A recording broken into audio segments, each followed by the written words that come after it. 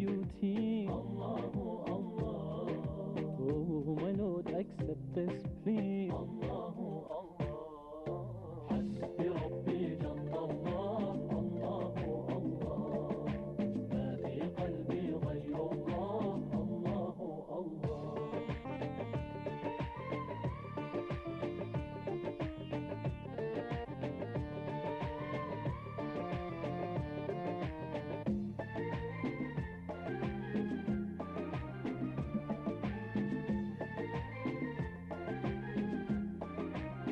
Affeder günahı Allahu Allah. Alemin padişahı Allahu Allah. Yüreklerin penahı Allahu Allah. İşit Allah derdimi bu ahlarını. Rahmeyle bağışla günahlarını. Hayır eyle hem akşam hem sabahlarını. Hasbi Rabbi Callallah. Allahu Allah. Ma fi kalbi gayrullah. Allahu Allah.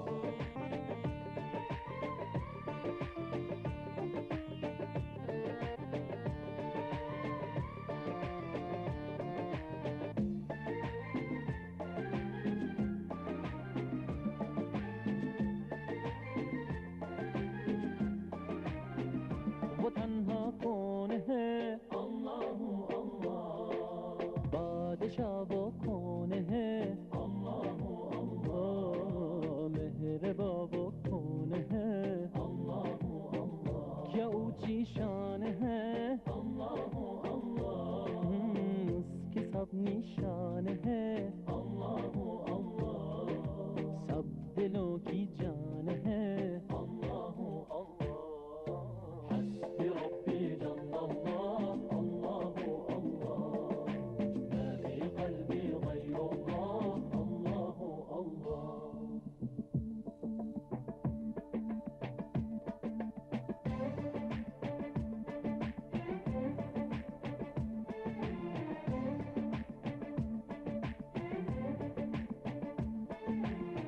يا رب العالمين الله الله صل على طه الأمين الله الله في كل وقت وحين الله الله املأ قلبي باليقين الله الله ثبتني على هذا الدين الله الله واغفر لي والمسلمين الله الله حسبي ربي جل الله. الله الله.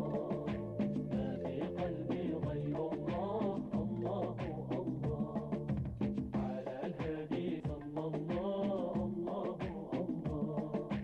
لا إله إلا الله. الله الله. Comment ça se passait avec le prophète, Allu, bénédiction et salut? Comment élevait-il ses enfants? Et nous avons dit, normalement, le prophète était toujours au service des siens. Mais imaginez quand même, dans tout foyer, on peut avoir des problèmes. Imaginez s'il y a des problèmes à l'intérieur du foyer du prophète. Qu'est-ce qu'il peut faire? Aïcha nous donne dans un hadith, Aïcha nous donne quand même un signe de cet aspect de la vie du prophète. Le prophète dit à Aïcha une fois, Aïcha, je peux savoir bien si vous êtes satisfait de moi, on n'est pas satisfait. Aïcha lui a dit, comment? Le prophète a dit, si vous avez dit, ô Mohammed, si Aïcha a appelé le prophète, oui. Mohammed, donc dans ce cas, vous n'êtes pas satisfait. Si vous avez dit, ou bien le contraire, si vous avez dit, Ya Rasulallah, donc dans ce cas, donc là, il y a quand même une certaine entente à l'intérieur du foyer du prophète. Imaginez une fois, à Aïcha, il y avait une fête, et dans la fête, il y avait les gens qui jouent, qui font de la musique et qui font tout dans la rue. Et donc Aïcha aime regarder.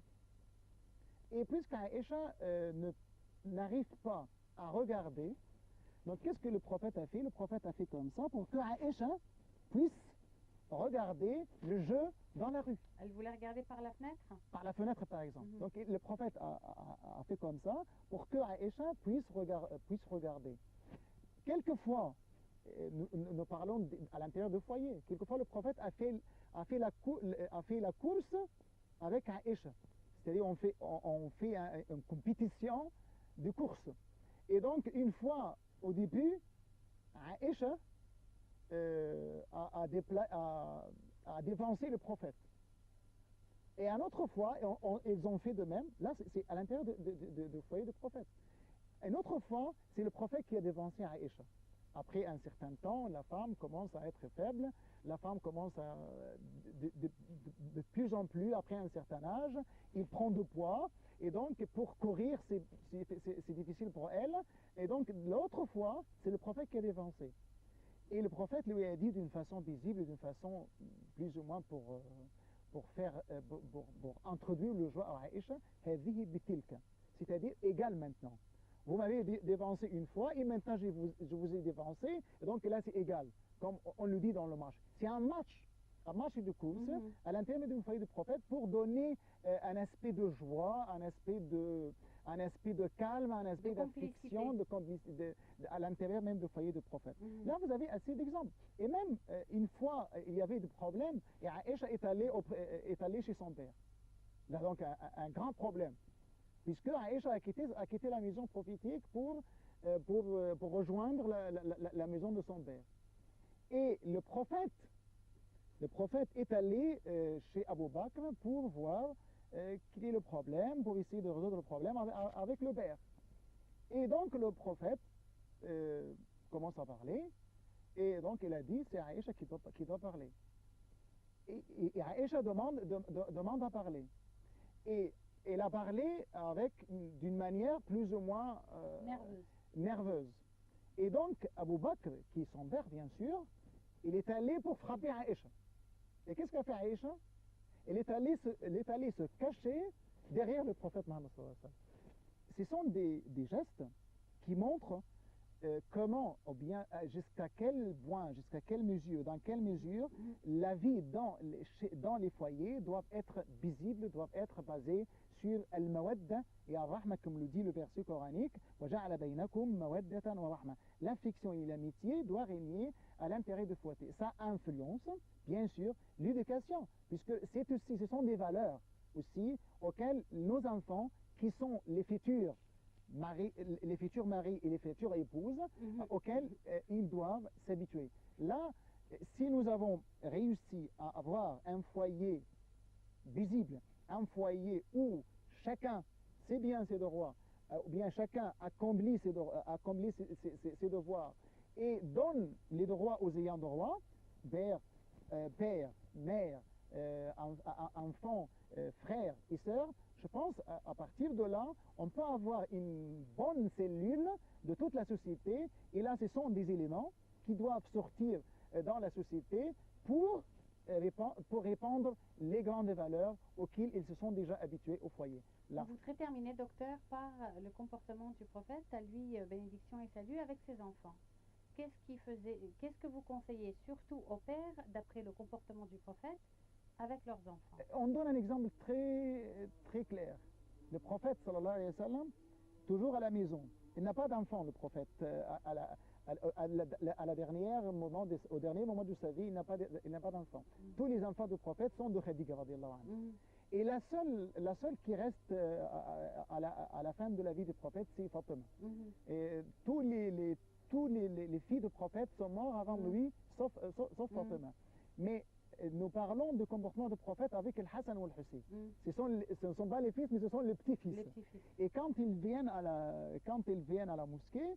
mosquée du prophète, et là le prophète, au moment de la prosternation, et el Hassan ou el Hussein, ils viennent pour se mettre sur son dos. Pour se mettre sur son dos. Et le prophète ne s'est jamais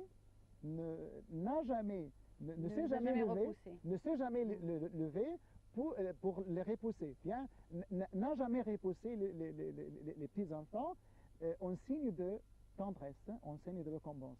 Et même le prophète l'a fait plusieurs fois quand il y avait la fille de son fils qui est malade. il pleure, il avait beaucoup de tendresse envers ses enfants, envers les enfants en général et envers toute l'humanité. Parce que normalement, le résumé de tout ça, le Coran dit وَمَا أَرْسَلْنَاكَ إِلَّا رَحْمَةً لِلْعَالَمِينَ. Nous ne t'avons qu'une miséricorde pour tout l'univers. Les humains, les animaux et même les objets.